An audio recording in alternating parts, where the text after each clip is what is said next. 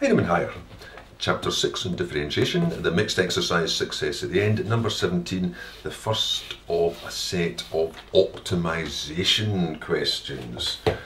Now, there's no reason to be scared of optimization because it's just the same as finding stationary points.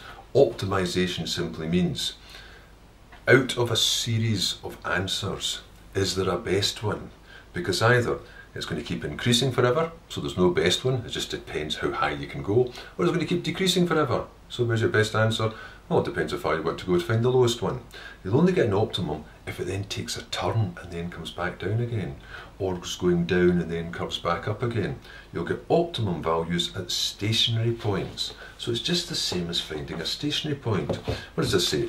A ship travelling at X kilometres per hour, the running cost is given by this expression. I'll give it a name. So this is the running cost expressed in terms of X.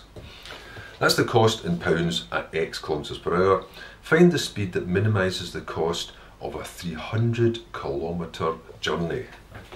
So the first bit would be differentiate it, but it's not quite ready to go. I'll just write that in index form. So I've got 13500 x to the negative 1.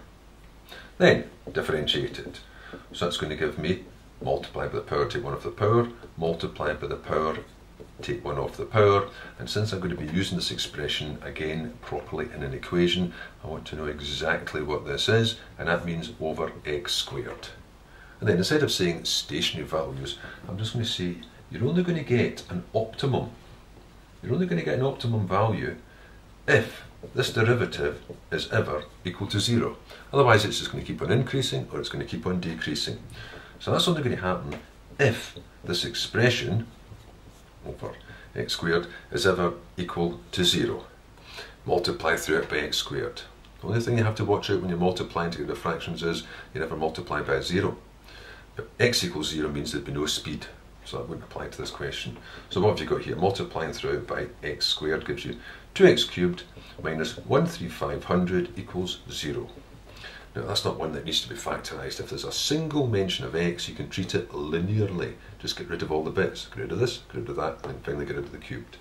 So 2x cubed would be 13500.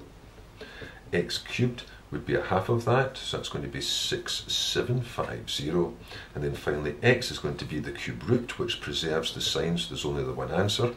The cube root of that, which means x equals, and that gives me 18.8988, etc., which means x would have to be 18.9 kilometres per hour.